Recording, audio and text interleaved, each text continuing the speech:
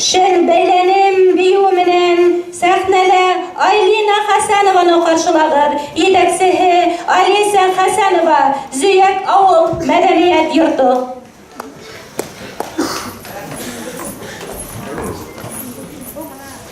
Şellerimde bir galhan Gülüğü bularinde Gülüğü bularinde